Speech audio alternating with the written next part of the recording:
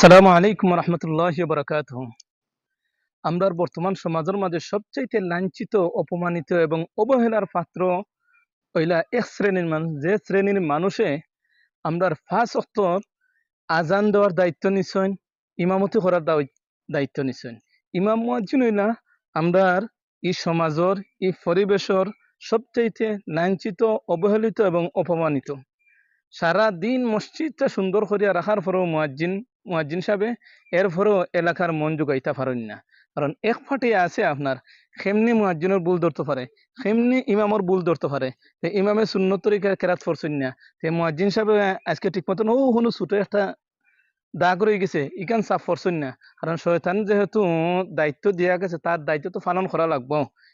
এলাকার কিছু মানুষ আছেন, আর যা সুদকুর, ঘুষকুর, গাঞ্জাকুর, মদকুর আসলা সকলটুই যেন মসজিদ কমিটির সভাপতি, সেক্রেটারি, ক্যাশিয়ার, বেশিয়ার যা আছেন সবটুই যেন ইমাম সাহেব যেদিন জুম্মার নামাজও যেন যেদিন ঘুষ খাওয়া হারাম, সুদ খাওয়া হারাম নানি, তখন তো আর অবস্থা খারাপ। কারণ দায়িত্বশীল হল তো নানি, মিস্টার শায়াতিন হল।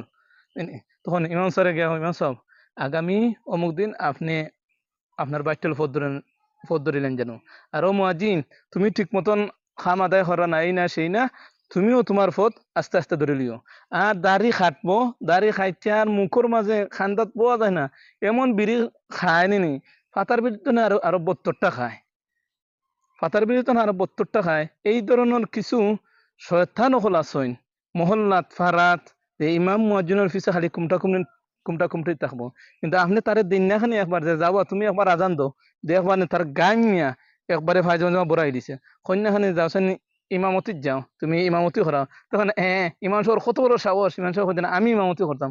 কিন্তু ইমাম না হইলে তোর বংশের মাঝে কোনো আছেন যে অনেক নমাজ পড়াইতো। সবচাইতে যে যিনি রাস্তা গ্রাম, রাস্তা পাড়া, মহল্লার দায়িত্ব লিয়ে একজন ইমাম সাহেব হারইন, ও ইমাম সাহেবর সমালোচনা ছাড়া আর বিদায় করা ছাড়া তারা আর কোনো কাম কাজ থাকে না। ইমাম সাহেব আল্লাহ কাছে দোয়া করেন ই অত্র মহল্লার মুর্দেগান হল লাগে যে আল্লাহ তুমি কবরবাসী হলরে জান্নাতুল, তারা কবরের জান্নাতুর বাগান বানিয়ে দেওয়ার, তারা জান্নাতুল ফেরদাউস নসিব করো।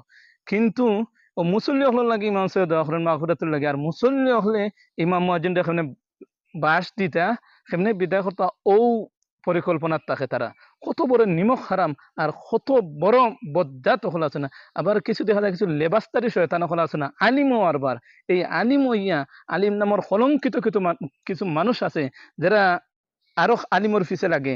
যেমন আমার নিজের দেখা আছে, কিছু দেখবা যে ইয়া সুবহানাল্লাহ আবা ওয়াস্তাকবারা লাগাইছে, আর ইয়া বানা লম্বা দাড়ি ফাঁকেও আছে, লেবাসে আলিম।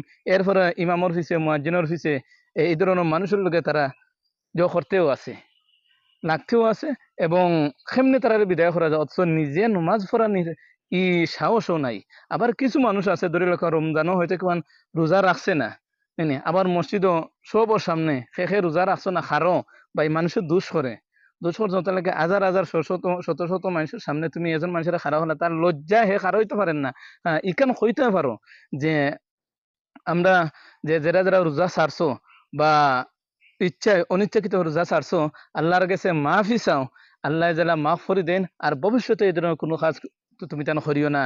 কিন্তু দেখা যায় যে এই অবস্থা যে সবর সামনে খাড়া করি তারা একটা লজ্জাবোধ করে না, সবর সামনে তারা দোষ তুমি দেখাই দিলে, কিন্তু খাইল কিয়ামতের দিন দেখবা তোমার দোষও আল্লাহ তাআলা লাখ লাখ মানুষের সামনে ওপেন করে দিবা, তখন তুমি ফালাইয়া যাইবা। হয় মানুষের দোষ করলে মানুষের দোষ তুমি খানে খানে তারে খো, ই বড় মসজিদের সামনে হইয়া তারে অপমান করলাই।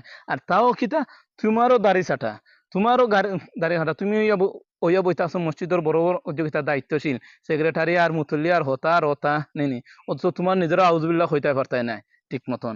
আর এই ধরনের কিছু কুচক্র মহল তখন যে ইমাম মুয়াজ্জিনের ফিসে তখন কিলা ইমাম মুয়াজ্জিন এখানে বাস দেওয়া যায় আর হরাইল যায়, অথচ নিজেরও কোনো যোগ্যতা নাই, নিজেরও কোনো আহলও নাই নিজে যে করবা নমাজ হরে বা ইমামতি করবা।